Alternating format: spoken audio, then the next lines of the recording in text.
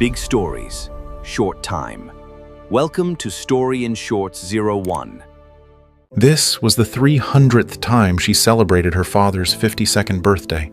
Every night she would prepare the same cake. She would wait for her father to blow out the candles in one breath, say the same line, give the same gift, and then suggest the same idea. Just like yesterday, her father and brother would respond in perfect sync.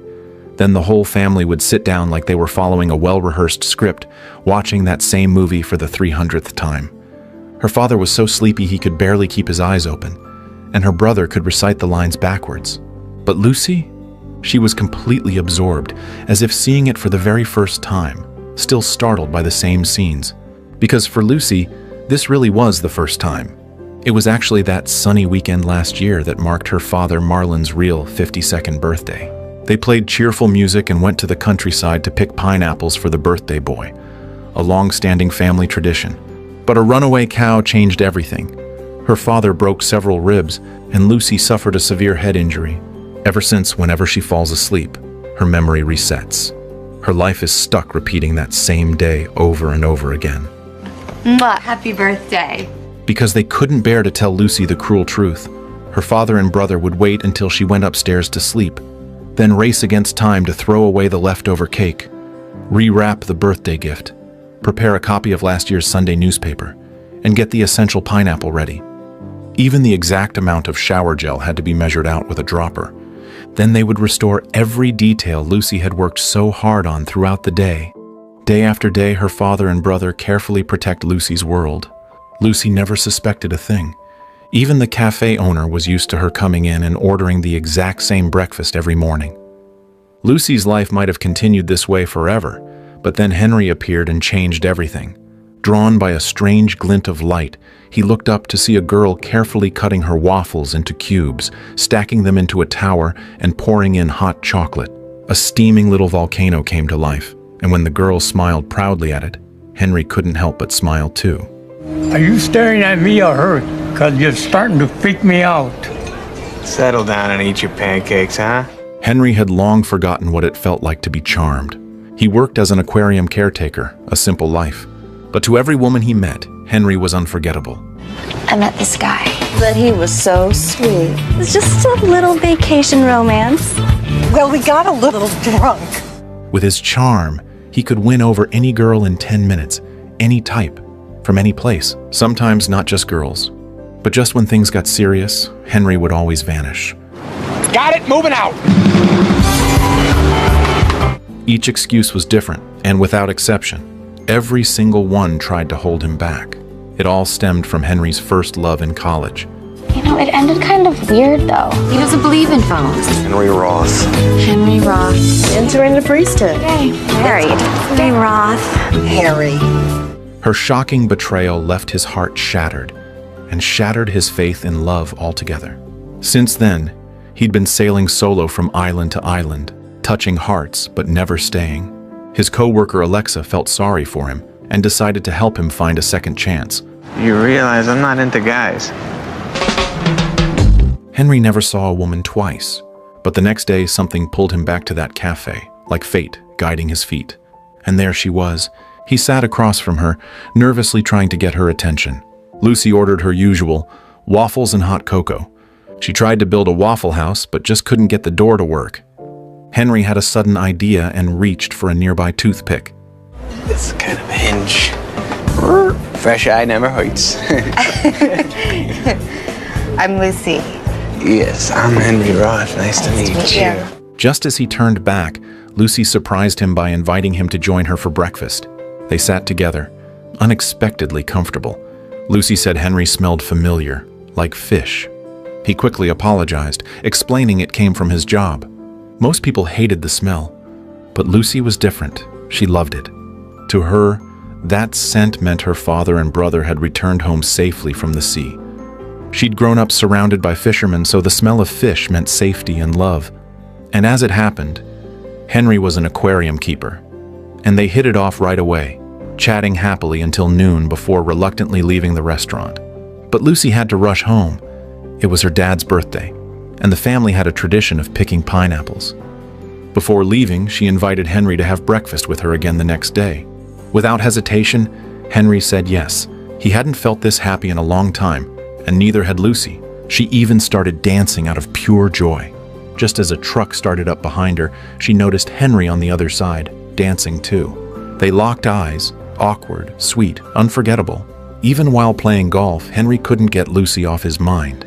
He saw Lucy dressed in a swimsuit, waiting for him by the sea. He wanted a romantic rendezvous by the sea. Henry was completely lost in the moment, only to snap back to reality and realize he had just been hit in the forehead by a rebounding golf ball. It was all a daydream he had while unconscious. He couldn't fall in love with anyone, and he absolutely couldn't go back to that cafe. To drown his frustration, he went to a bar that very night. The woman was intensely interested in him, almost as if she wanted to eat him alive. Even though she was drinking juice, she claimed to be completely drunk. What are you thinking? Actually, I'm not drunk at all, Noreen, and neither are you, because there's no alcohol in these drinks. Sadly, I've used this technique many times. It helps lovely tourists such as yourself loosen up without impairing your ability to stay awake all night and have guilt-free, vigorous sex with me. Wow. But the woman still wouldn't back off, so Henry used Alexa as a shield, saying she'd make a great companion for the night, then decisively got up and walked away. The next day, the weather was awful. Heavy rain pounded down, and the cafe was nearly empty. Henry figured it was a wasted trip. But to his surprise, Lucy still showed up right on time. Despite the downpour, she kept her promise. Excited, Henry tried to pick up where they left off the day before. I've never even met you. I was petting my walrus all morning and I was thinking about you the whole time. Okay, pervert, I think that you should leave. But Lucy screamed for help. Nick, hearing the commotion, burst out from the kitchen with a cleaver in hand. Henry had no idea what was going on. Thankfully, cafe owner Sue pulled him aside and told him everything about Lucy's accident a year ago. Henry was stunned. It sounded just like one of the many excuses he'd used to break up with women. But this was real. Lucy and Henry were both trapped in the past. One couldn't remember, and the other couldn't forget. The doctor said there was little hope her memory would ever recover. Ula didn't think that was necessarily a bad thing. Maybe Lucy was actually the perfect girl for Henry. He could spend every day with her, with zero commitment, just like all his past flings. Nothing serious, just fun, no one gets hurt. And when he finally got bored, he could just walk away. Lucy wouldn't even notice. But Henry couldn't do it. He couldn't treat Lucy like all the others. Captain's log, November 7th, nearly midnight. The sea serpent is fully recovered from her mishap and ready to once again brave the open ocean. But just as Henry had decided to leave, his newly repaired sailboat was damaged again by Ula, almost as if it were fate stepping in on purpose. So Henry thought, maybe he should see Lucy one last time. But Nick didn't buy it. He said Henry was full of himself and that Lucy probably wouldn't even want to talk to him anymore. This wasn't a dance hall and nobody liked being hit on during breakfast. Henry didn't believe that. He was convinced Lucy would fall for him again. Sure enough, today's Lucy was building another Waffle House. Henry pulled the same move, using a toothpick as the final piece to prop up the door. But Lucy looked at him and said, Oh, are you from a country where it's okay to stick your fingers all over someone else's food? Henry froze with embarrassment. He had failed. Same routine, but this time, Lucy showed zero interest. The next day, he remembered that Lucy loved painting and came from a family of fishermen. So he used his terrible drawing skills to sketch a father and son fishing at sea. But he didn't even get to finish explaining it before being cut off. Huh? On the third day, Henry went all in. He staged a scene at the cafe, pretending to be an illiterate man, crying helplessly. As expected, soft-hearted Lucy came over to help. With her guidance and his effort, Henry spent the whole morning learning to read. That's when he also found out Lucy used to be an art teacher.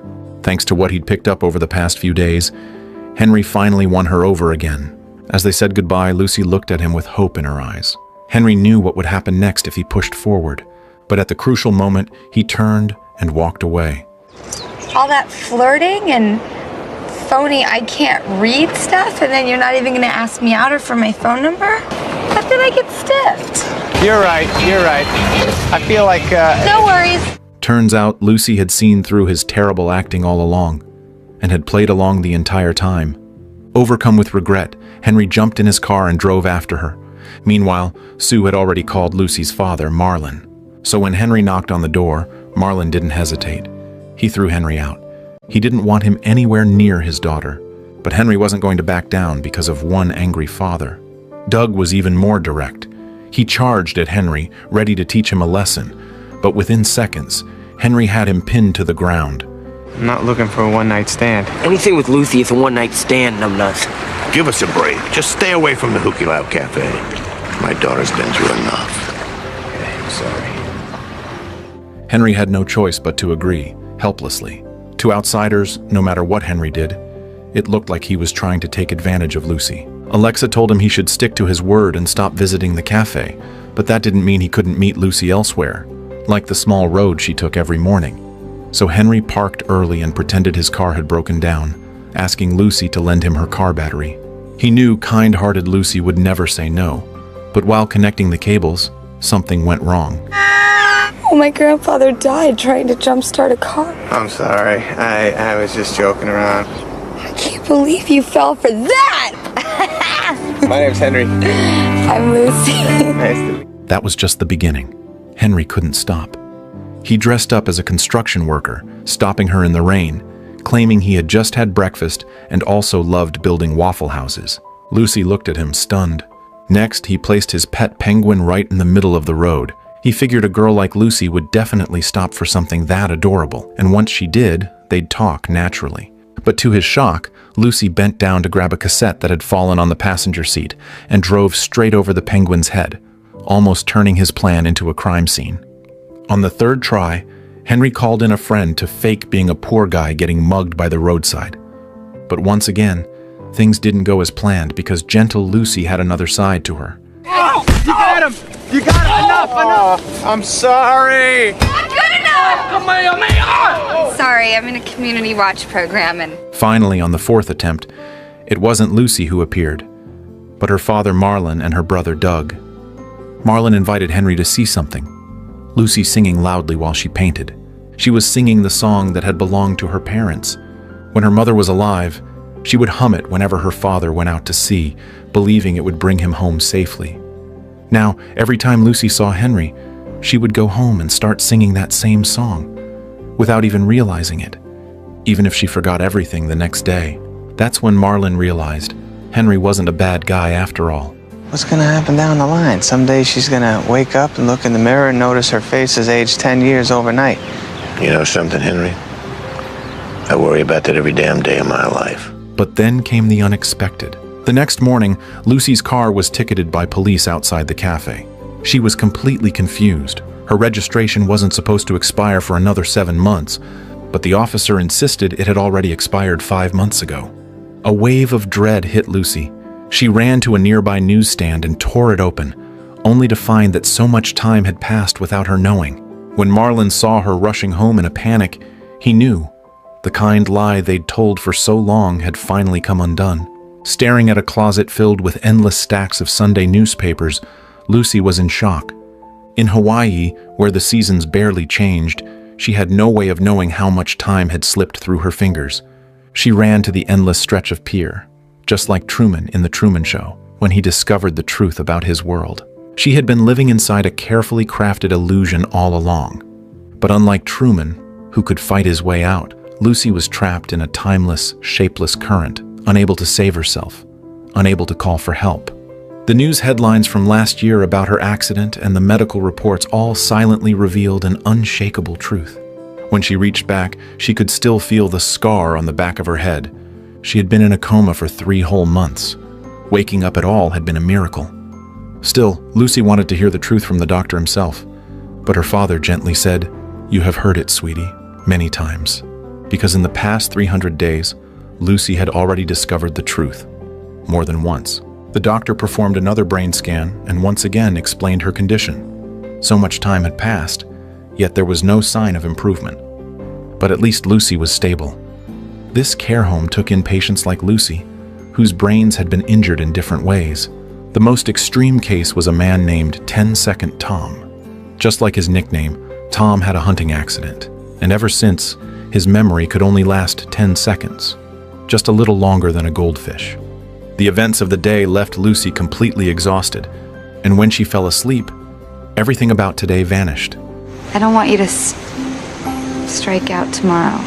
So maybe you could talk to me about lilies. Lilies? I'm a sucker for lilies. Thanks for the tip. Good night. Good night. Marlon and Doug, having accepted Henry, invited him to stay for a drink. Henry planned to continue his journey once his sailboat was fixed. But before that, he wanted to help Lucy. She couldn't live like this forever, so he quietly took her medical file. And real love began with that very bouquet of flowers. But Henry could only approach her as a stranger. He gave Lucy her favorite lilies and a videotape. Lucy was overjoyed. Someone out there was in love with her. At the beginning of the tape, a gentle voice told her that she had missed a few things this year, but that it was okay. Scene by scene, it showed her everything she had forgotten, all the way to the cow that caused her accident. She looked at her father, but his silence said it all. Lucy once again touched the scar on the back of her head, and the one who made the tape was Henry. He and Ula reenacted the day Henry first met Lucy at the cafe. Their acting was clumsy, full of awkward charm. But this time, it took only 30 minutes for Lucy to understand everything. As you know, your mother and I were best friends. That's why I promised her that I would always help look after you. Sometimes life isn't very fair. But we still have you. Oh, and if you were wondering about this guy who's making this tape, he's okay. An hour later, she was calm and ready to face the day. If she watched that tape every morning, she could live just like anyone else. Marlon had his doubts, but left the decision to Lucy. And when Lucy turned around, the first thing she said, So, how's the cow? Same as you, every day they have to convince her she's a cow. Under the golden sunset, Henry brought Lucy back to the scene of the accident. The scar on the tree where the cow had struck had already healed, and Henry believed Lucy would too. They had never gone on a date in the afternoon, especially not at dusk. Now that she knew everything, and with Henry's help, Lucy was finally free from that endless Sunday. She was shocked to discover some of the huge changes around her. Some of her old friends were now moms. Some had slimmed down. Some had transitioned from women to men. Lucy proudly introduced Henry to her friends as her boyfriend. Later, under the full moon on a Hawaiian beach, Lucy raised her camera. She wanted to know, did Henry really love her? But Henry began rambling on about all sorts of unrelated things, like how he'd won 7 chicken wing eating contests, how he liked ballet but only danced in the shower, anything but giving Lucy a straight answer. Do you love me? Let's see, I go to this restaurant every morning, and I see you there, reading. Probably more than anybody could love another person. So Lucy didn't wait. She stood on her toes and kissed him. Under the Hawaiian night sky, beneath the white lighthouse, over the pineapple fields, and during Alexa's vacation, Henry even wrote a little love song for Lucy. The melody was played on a worn-out wooden guitar, and the lyrics were all about the forgetful girl right in front of him. They made a promise to never forget each other. Marry me. Of course. But when the next morning's sun rose, Lucy screamed again. She had no idea why there was a strange man in her bed, and in a panic, she grabbed everything within reach to protect herself. When her father and brother rushed in, all they saw was a terrified Lucy, and Henry knocked out on the floor. It happened so suddenly that the doctor had to come in person. Only then did Lucy calm down enough to agree to watch the videotape. Henry had once said that when his sailboat was fixed, he would continue his journey. But now, he had decided to stay. I think deep down inside, she's starting to remember who I am. No, Henry. That's what you want to believe. Hell, it's what we all want to believe. But it's never going to happen. And Lucy, standing just outside the door, heard every word. So sometime later, after watching the tape, Lucy sought Henry out. Now she writes in a journal every night because watching the video feels like someone else is telling her story. But the diary is like she's telling it to herself. Before he met Lucy, Henry had his own life and his own plans. But now, all he thinks about is how to make her fall in love with him again. Lucy doesn't want Henry to live the same life as her father and brother, But Henry can't just leave after leaving a brief mark on the heart of the one he loves. Why are you doing this? Don't you want to have a career and marriage and children? I asked you to marry me last night. You said yes. And Lucy can't do it either. She can't wake up every day and watch her belly grow without any idea how it happened. She needs to write a whole new diary, one without any trace of Henry. Henry refused. After all, she would forget everything by morning. But Lucy had already written their breakup in her diary. Whether Henry helped or not, she was going to do it. Henry had no other choice. He looked calm on the surface, but his aching heart seemed to make the sky cry with him. Together, they rewrote the journal on her computer, this time with no mention of Henry at all. Tears filled Lucy's eyes, but she didn't stop, tearing out every page that proved Henry had once existed, turning their past love into ash, letting it blow away with the wind. They kissed in the rain, neither one able to say goodbye. Just like they had planned, they returned to their separate lives. Days went by, but the memories of love continued to torment Henry. One day they ran into each other on a street corner. Henry spotted Lucy instantly in the crowd, but she only returned a polite smile. They had become strangers. Eventually, Henry's upgraded sailboat was ready and he planned to finally set sail. If he couldn't forget her, then at least he wouldn't have to see her again. Friends came to send him off, including Lucy's father and brother. Marlon told Henry that 3 weeks ago, Lucy had checked herself into a care home. She didn't want to burden her family anymore. Now, she was doing well, teaching painting to the patients, and still humming that familiar song. Listening to the tape Marlon gave him as a parting gift, Henry broke down in tears. Then something struck him. Marlon had said Lucy only sang that song when she saw him. Henry turned the boat around and sped toward the care home. Lucy! Lucy! Lucy! Lucy Whitmore? Do you have any idea who I am? No. No? That sucks. He was filled with sorrow, but Lucy took his hand and led him into a room. It was her studio, filled with portraits of Henry in all kinds of styles. It turned out Lucy didn't know who he was, but for some reason, she dreamed of him every night.